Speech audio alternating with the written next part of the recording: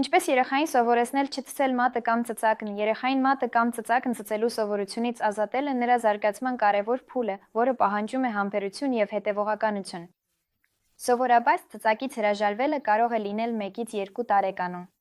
Կան փոքրիկներ, որոնք արդեն 1 տարեկանում թողնում են ծծակը, և ծնողներին անհրաժեշտ չէ համոզել երեխային նորից վերցնել այն։ Բայց կան երեխաներ, ովքեր հրաժարվում են ծծելուց 2 տարեկանում, և հարկավոր չէ ստիպել արագացնել այդ գործընթացը։ 3 տարեկանի մոտ արդեն ավելի լավ է մեղմորեն երեխային սովորեցնել հրաժարվել ծծակից, քանի որ դա կարող է ազդել կցվածքի վրա։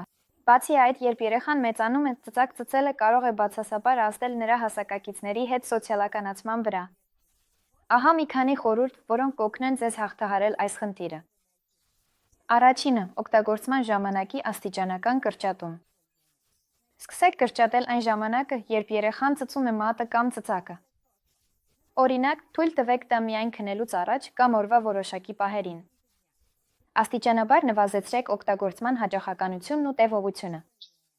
Ի դեպ, կսկով կերակրումը ավարտելու դեպքում նույնպես նույն սկզբունքն է գործում։ Երկրորդը՝ այլընտրանքների կիրառումը։ Առաջարկեք երեխային հանգստանալու այլ տարբերակներ, օրինակ ձեռքերում պահել սիրելի փափուկ խաղալիքը, միասին երգել երգ կամ գրկախառնվել։ Սա կօգնի նրան գտնել նոր եղանակներ, հաղթահարելու անհանգստությունը կամ ձանձրույթը։ Երրորդը՝ քնելուց առաջ ռիտուալների ստեղծում։ Սահմանեք կանոնավոր երեկոյան ռիտուալներ, որոնք կօգնեն երեխային հանգստանալ և պատրաստվել քնին։ Դա կարող է ներառել գրքեր կարդալը, լոգանք ընդունելը կամ երաժշտություն լսելը։ Չորրորդը՝ խրախուսանք և գովասանք։ Գովեք երեխային յուրաքանչյուր հաջող փորձի համար, երբ նա հաղթահարում է մատ ծծելու կամ ծծակ օգտագործելու սովորությունը։ Օգտագործեք բանավոր խրախուսանք կամ փոքրիկ նվերներ նրան մոտիվացնելու համար։ Օրինակ, նվիրեք նրան գեղեցիկ փուչիկ և ասեք. Դու արդեն 1 օր է, ինչ չես օգտագործել ծծակը։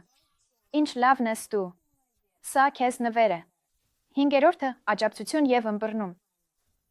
Շատ կարևոր է երեխային բացատրել, թե ինչու է պետք դադարեցնել ծծակ օգտագործելը, որ նա արդեն մեծ է և ժամանակն է հրաժեշտ տալու ծծակին։ Երեխան կարող է լաց լինել և տխրել։ Դա նորմալ է։ Ծնողի խնդիրը նրան աջակցելն է և թույլ տալ, որ փոքրիկը վշտանա կորստի համար։ 6-րդը՝ խուսափել ճնշումից։ Մի բարկացեք և մի պատժեք երեխային, եթե նա վերադառնում է հին սովորությանը։ Դա կարող է միայն խորացնել խնդիրը և առաջացնել սթրես։ Ինչը հաստատ չպետք է անել։ Ամոթանք տալ, ծծակը մանանեխով պատել, բարկանալ։ Ամենաառողջ տարբերակը՝ բացատրել պատճառները, թե ինչու պետք է երեխան դադարի ծծակ օգտագործել, համբերել հնարավոր նյարդային պոռթկումներին և չբարկանալ նրա վրա։